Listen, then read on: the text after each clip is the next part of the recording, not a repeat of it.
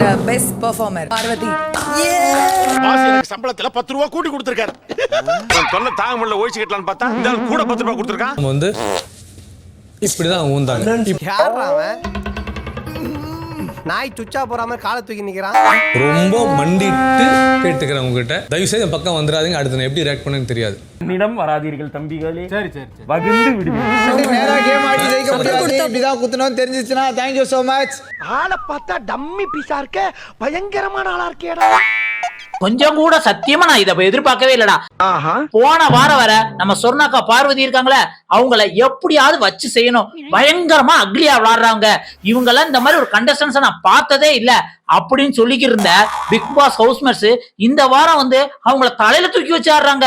அதுவும் எப்படி best performer கொடுத்திருக்காங்க. அன்பு தானே எல்லாமே. அன்பு தராங்களா நம்ம டபுளா அன்பு திருப்பி தருவோம். நமக்கு வெறுப்பு தராங்களா நம்ம அன்பையே திருப்பி தருவோம். ஆனா அதே இது இன்னொரு பக்கம் இந்த ஒயில்ட் கார்டு வந்து வந்த உடனே பயங்கரமான வந்து ஒரு ஹீரோயின் மோமெண்ட் கொடுத்தாங்க.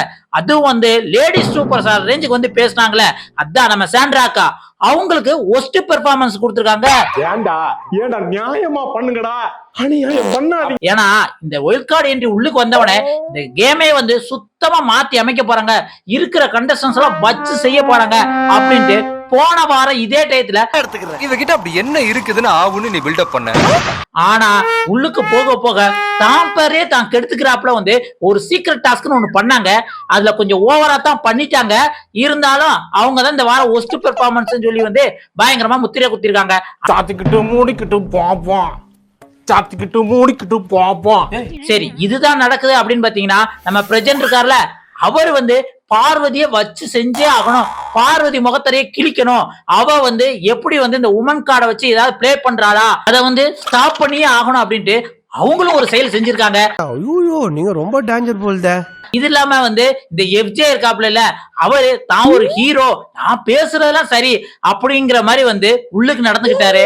அவரையும் வச்சு கும்மாங்குத்து குத்தி ஜெயிலுக்கு போடா அப்படிங்கிற மாதிரி வந்து இந்த வாரம் குத்தி அமைஞ்சிருக்காங்க. என்னடா பாக்குற பண்ணி பயல புடிங்க சார், அவனை புடிச்சு ஜெயில போடுங்க சார் அவனை. அப்படி 33ஆவது நாள் பிக் பாஸ் வீட்டுக்குள்ள என்ன நடந்தது ஏது நடந்தது அப்படிங்கறத இந்த வீடியோல ஒரு ஃபன்னா பாத்துடலாம். அதுக்கு முன்னாடி நான் எப்பயும் உங்கள்கிட்ட கேக்குறதா, உங்க பொண்ணான கைகளை ஒரு லைக் மட்டும் தட்டி விட்டுருங்க.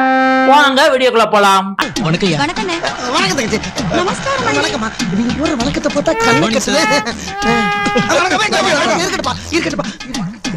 ஆக்சுவலி பிக் பாஸ் வீட்ல 33ஆவது நாள் ஆரம்பிச்ச உடனே வந்து ஏற்கனவே பிக் பாஸ் வீட்டுக்குள்ள வந்து கெஸ்டா உள்ளுக்கு வந்தவங்க இப்ப நார்மல் கண்டஸ்டன்ஸா இருக்கிறாங்களே, அவங்க ஃபன் பண்ணி சும்மா ஜாலியா இருக்கணும். அதே டயத்துல வந்து யாரையாவது வந்து வச்சு செய்யணும் அப்படிங்கிற மாதிரி தோணுனா யாரை கூப்பிடுவாங்க? நம்ம வாட்டர்மெலன் தான்.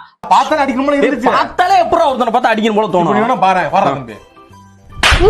வாட்டர்மெலனுக்கு ஒரு அட்வைஸ் பண்றாப்ல ஒரு மீட்டிங் போறாங்க. மீட்டிங் கூட சொல்ல முடியாது, நம்ம குட்டி சோத்துல எல்லாம் உட்காந்து பேசுவோம்ல, அது மாதிரி உட்காந்து பேசிட்டு இருக்காங்க. அதுல நம்ம வாட்டர்மெலன் தீபக்கை கூப்பிட்டு, இங்க பாருங்க வாட்டர்மெலன், நீங்க எத்தனை பேர் எதிர்த்து வந்தாலும் நீங்க செய்யறத கண்டிப்பா செஞ்சிடறீங்க, எதையுமே காது கொடுத்து கேட்கல.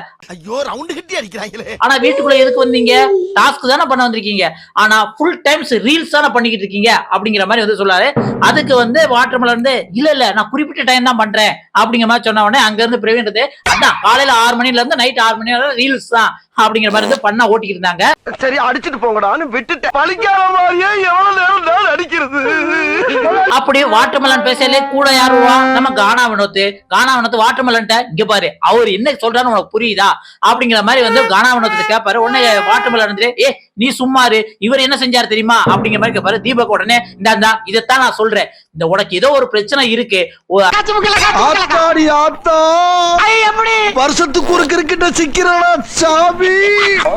அட்வைஸே வந்து வாட்டர்மெலன் ஏத்துக்க மாட்டாருங்க. ஆனா தீபக் கொஞ்ச நேரத்துல அட போயா உன்கிட்ட சொல்லி டைம் தான் வேஸ்ட் அப்படிங்கிற மாதிரி வந்து ஃபீல் பண்ணுவாரு. அதுங்களே பிக் பாஸ் வந்து கெஸ்ட் உங்க டைம் முடிஞ்சு போச்சு, கண்டஸ்டன்ட் வாட்டர்மெலனை வந்து நல்லவர ஆளுன்னு திருத்திடாதீங்க, இன்னும் வந்து நான் 70 நாள் கண்டென்ட் அவரை வச்சு தான் கிரியேட் பண்ணோம், அதனால நீங்க வீட்டுக்கு கிளம்பலாம் அப்படின்ட்டு வந்து தீபக்கையும் மஞ்சரியையும் பிரியங்காவை வீட்டுக்கு கிளம்ப சொல்லிடுவாங்க. நாங்க புறப்பட்டோம், இனிமே நீங்க இருக்க சொன்னா கூட இருக்க மாட்டோம். ஆமா நீ பெரிய ஜமீன்தாரு, உன்னை இருக்க சொல்றக்கு வெளியே போங்கடா. ஐயோ ராஸ்கல்களா. சரி, இதுக்கப்புறம் முடிஞ்சதுக்கு அப்புறம் அடுத்த கண்டென்ட் என்ன அப்படின்னு பாத்தீங்கன்னா, நம்ம விக்கல் விக்ரம் இருக்கார்ல, அவர் உடம்பு முடியாம எந்திரிச்சு நடந்து வராரு. அதை பார்த்துட்டு நம்ம திவ்யா கணேஷ் வாய் வச்சுட்டு சும்மா இருக்கலாம்ல, என்ன உடம்புலாம் சரியாச்சு, பாடி எந்திரிச்சு வந்துருச்சு அப்படிங்கிற மாதிரி வந்து சொல்லியிருப்பாங்க. அவளுக்கு சரி பாடி யாரோட பாத்தியா? குப்புற கிடக்கு உடனே விக்கல் விக்ரம் என்ன பாடி ஷேமிங் பண்ற அப்படிங்கிற மாதிரி வந்து பயங்கரமா திட்டிட்டு இருப்பாரு. திவ்யா கணேஷ் வந்து நான் பாடி ஷேமிங் பண்றேனா, அப்படியெல்லாம் நான் ஒண்ணும் பண்ணல, ஏதோ பாடி எந்திரிச்சு வந்துருச்சு அப்படின்னு சொன்னேன். அது தப்பா? நீங்க உடம்பு முடியாம இருக்கிறதுக்குலாம் எவ்வளவு ஹெல்ப் பண்ணிருக்கேன். இப்ப நான் என்ன தப்பு பண்ணிட்டேன்னு மீசை முறுக்கிக்கிட்டு முறைச்சிட்டு வரீங்க? நீ என்ன தப்பு பண்ணேனே உனக்கு தெரியல. நம்ம சுபிக்ஷா வந்து அக்கா பாடி ஷேமிங் பண்றதுல தப்புக்கா அப்படின்னு வந்து திவ்யா கணேஷ் சொல்லுவாங்க. இப்ப நீங்களா ஒண்ணும் பேசணும், நானே டைரக்டா பேசிக்கிறேன் அப்படின்னு வந்து நேர விக்கல் விக்ரம்கிட்ட போய் வந்து நான் வந்து சும்மா ஒரு பண்ணுக்கு தான் சொன்னேன், ஒரு பாடி எந்திரிச்சு வந்துச்சு, பாடி ஷேமிங்க்கு நானே ஆப்போசிட் ஆனவதான் அப்படிங்கிற மாதிரி வந்து பேசிட்டு இருப்பாங்க. உன் கைய காலா நினைச்சு கேக்குறப்பா விட்டுருப்பா. ஏன் அப்படி நினைக்கிற? விக்கல் விக்ரம் அதுக்கு என்ன பதில் சொல்ல தெரியுமா? சொன்னது ரொம்ப எனக்கு ஹேட்டா இருந்தது, அதனால தான் நான் அப்படி சொன்னேன் அப்படின்ன திவ்யா கணேஷ் சாரி மன்னிச்சிருங்க அப்படின்ட்டு வந்து அந்த இடத்துல கண்டென்ட்டை வந்து அப்படியே வந்து எஸ்டாப்ளிஷ் பண்ணாம அந்த இடத்துல கட் பண்ணிட்டு போயிருவாங்க. வாயிலடி வடக்கு மாச்சி வரைக்கும் போகுது. அதுக்கப்புறம் பிக் பாஸ் வந்து கண்டஸ்டன்ஸ் எல்லாம் கூப்பிட்டு லிவிங் ஹால்ல உட்கார வச்சு நீங்க ஆவலோட எதிர்பார்த்துக்கிற பெஸ்ட் ஒஸ்ட் பெர்ஃபார்மன்ஸ் வந்து இந்த வாரம் வைக்கப்படுது, சரி இந்த வாரம் வந்து பெஸ்ட் பெர்ஃபார்மர் யாரு சொல்லுங்க அப்படின்ன உடனே எல்லாருமே வேகமா ஓடுறாங்க. ஏன்னா இந்த வீட்டுக்குள்ள யாரு பெஸ்ட் பெர்ஃபார்மன்ஸ் ஃபர்ஸ்ட் ஆரம்பிக்காங்களோ இந்த மத்த கண்டஸ்டன்ஸ் எல்லாம் இவங்க சொல்ற பாயிண்ட் கரெக்டோ நம்மளே அதை சொல்லிடுவோம் அப்படின்னு சொல்லிடுவாங்கல்ல, அதுக்காக ஓடுனாங்க. புரிஞ்சதா? ஆனா ஃபர்ஸ்ட் அதுல போய் நின்னது வந்து கனித்திரு தான். கனித்திரு யார சொல்லியிருப்பாங்க? நம்ம விக்கல் விக்ரம சொல்றாங்க. அவர் பாவம் ரொம்ப கஷ்டப்பட்டாரு, 24 மணி நேரமும் வந்து வேலை செஞ்சாரு, அதனால அவர் தான் அப்படிங்கிற மாதிரி சொல்றாங்க. ஆனா அடுத்து போனது யாரு? வியானா. வியானா யாருக்கு பண்ணுவாங்க? நல்லாவே தெரியும், பார்வதிக்கு இல்லைன்னா வாட்டர்மெலன். அந்த இடத்துல நம்ம எதிர்பார்த்த மாதிரியே பார்வதி தான். இந்த வீக் வந்து பார்வதி பயங்கரமா பெர்ஃபார்ம் பண்ணாங்க. அதுவும் அசிஸ்டன்ட் மேனேஜர் வந்து எல்லா இடத்துலயும் வந்து பொறுமையா கேட்டாங்க, பொறுமையா அவங்க வேலையை சரியா செஞ்சாங்க. அதனால வந்து இதுக்கு முன்னாடி இருந்த வாரத்தை விட இந்த வாரம் வந்து அவங்க பெஸ்டா இருந்தனால பெஸ்ட் பெர்ஃபார்மர் அப்படின்னு சொன்னாங்க.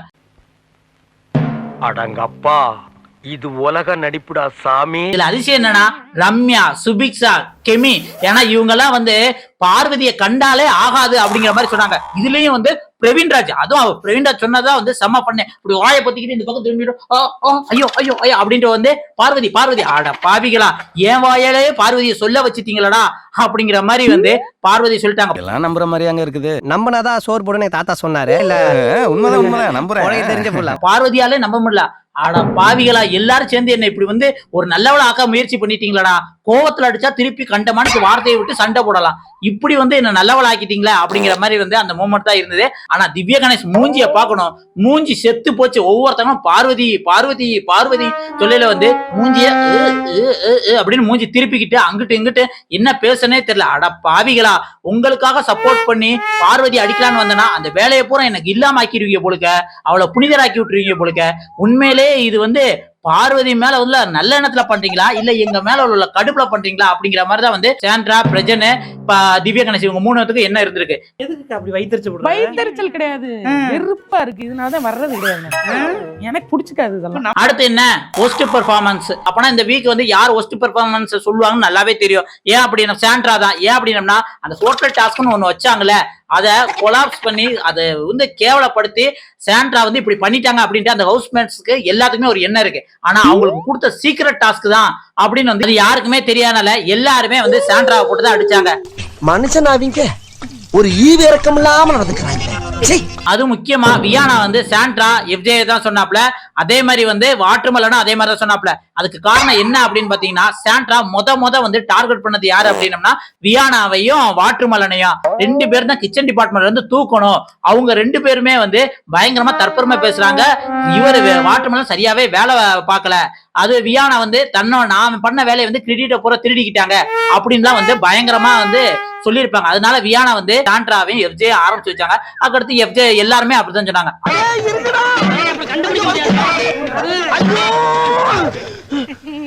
அது முக்கியமா வியானா எஃப்ஜே முகத்திரையை கிழிச்சாங்க, எஃப்ஜே வியானாவோட முகத்திரையை கிழிச்சாங்க. 2 பேரும் மாத்தி அடிச்சுக்கிட்டாங்க. இப்படி எல்லாம் நடந்துட்டு ஒஸ்ட் பெர்ஃபார்மன்ஸ்ல எல்லாருமே ஒண்ணு சேர்ந்து வந்து சாண்ட்ராவையும் எஃப்ஜேயும் தேர்ந்தெடுத்து ஜெயிலுக்கு இந்த வாரம் வந்து போட்டே ஆகணும் அப்படிங்கிற மாதிரி வந்து சொல்லிட்டாங்க. என்னடா பாக்குற பண்ணி பயல புடிங்க சார், அவனை புடிச்சு ஜெயில போடுங்க சார் அவனை. அதுக்கப்புறம் இதெல்லாம் முடிஞ்சதுக்கு அப்புறம் நம்ம பார்வதி அக்கா சும்மா இருக்கலாம்ல வாயை வச்சுக்கிட்டு சில விஷயங்களை நான் ஆட் ஆன் பண்ணணும் அப்படின்ட்டு வந்து லிவிங் ஹால்ல போய் வந்து இந்த பிரஜன் இருக்கார்ல அவர் வந்து என்ன வந்து தப்பா வந்து இது பண்றாரு. என்ன அப்படின்னம்னா அவர் பிரதர் நான் அவர் மேல வந்து கையை வச்ச அவர் பயங்கரமா இப்படி தட்டி விட்டுட்டாரு, அவரோட அந்த அரகன்ஸ் வந்து எனக்கு பிடிக்கவே இல்லை, அது வந்து அவர்கிட்ட வந்து ஒஸ்ட் பெர்ஃபார்மன்ஸ்க்கு இந்த இடத்துல ரெஜிஸ்டர் பண்ணும் அப்படிங்கிற மாதிரி சொல்லிடுவாங்க. உடனே அந்த இடத்துல பிரச்சனை வந்து இதுக்கு நான் பதில் சொல்லி ஆகணும் அப்படின்ட்டு எந்திரிச்சு போவாங்க. போகையில வந்து திவ்யா கணேசன் அப்புறம் நானும் பதில் சொல்வேன், ஆனா எல்லாரும் பேச அப்படின்னா பிக் பாஸ் சத்தம் போட்டுருவாரு. இது வந்து நான் சொல்ற டைம், இந்த இடத்துல வந்து ஒஸ்ட் பெர்ஃபார்மன்ஸ் மட்டும் தான் பண்ணணும், மத்த எதுவும் பண்ணக்கூடாது அப்படின்னோடனே சாத்திக்கிட்டு மூடிக்கிட்டு பாப்போம், சாத்திக்கிட்டு மூடிக்கிட்டு பாப்போம். பிரஜன் என்ன சொல்றாரு, பிக் பாஸ் எனக்கு டைம் வேணும், அவங்களுக்கு எனக்கு என்னை பத்தி பேசியிருக்காங்க, நான் அவங்கள பத்தி பேசணும், அப்படி இதுக்கு பதில் சொல்லணும் அப்படின்னோடனே பிக் பாஸ் சரி உனக்கு அதுக்கான டைம் கொடுக்குறேன் அப்படிங்கிற மாதிரி சொல்லுவாங்க. எல்லாம் முடிஞ்சதுக்கு அப்புறம் வந்து பிரஜன் மறுபடியும் வந்து லிபிங் காலில் எல்லாத்துக்கும் முன்னாடி பேசுவாங்க. இங்க பாருங்க இந்த பார்வதி என்ன பண்றாங்க அப்படின்னு பாத்தீங்க அப்படின்னா, என் மேல வந்து அண்ணே அப்படின்னு வந்து கையை போட வந்தாங்க. கையை போட உடனே எனக்கு அது பிடிக்கவே பிடிக்காது. ஏன்னா நான் வந்து எனக்கு எந்த கட்டப்பழக்கம் கிடையாது, நான் ஒரு காரணத்துக்காக வந்திருக்கேன், என் ஒய்ஃப் இங்க இருக்கு, என் பிள்ளைகளுக்காக தேவையில்லாத கருத்து தான் பேசுவாரு.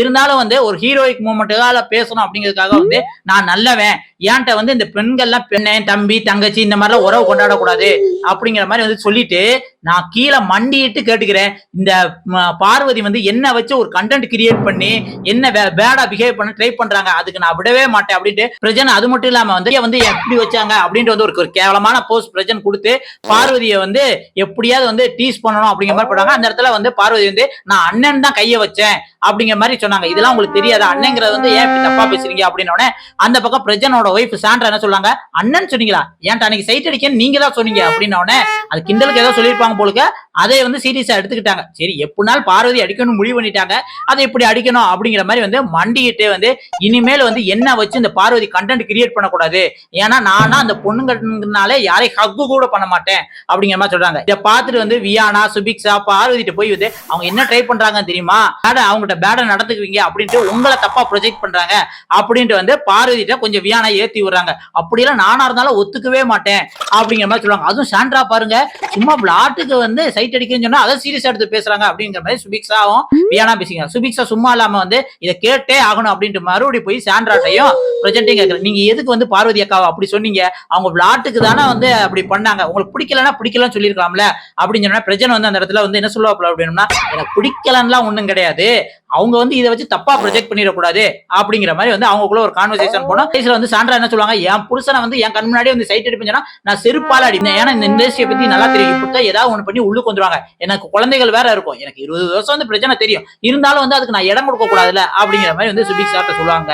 இதை பார்த்தோம்னா ஏதோ வன்மத்தோட உச்சத்துல வந்து மாத்தி மாத்தி வந்து இந்த மாதிரி குறை சொல்றாங்க அப்படிங்கிற மாதிரி தான் இருக்கு. பார்வதி அக்காவை பத்தி நல்லாவே தெரியும், இருந்தாலும் வந்து பிரஜனும் சாண்ட்ராவும் வந்து இப்படி பேசுறது வந்து கொஞ்சம் கேவலமா தான் இருக்கு. இவ்வளவுதான் 33ஆவது நாள் வந்து பிக் பாஸ் வீட்டுக்குள்ள நடந்த நிகழ்வுங்க. இதை பத்தி நீங்க என்ன நினைக்கிறீங்க அப்படிங்கிறத மறக்காம கமெண்ட்ல சொல்லுங்க. அடுத்த ஒரு வீடியோல சந்திக்கலாம். நன்றி, வணக்கம் மக்களே.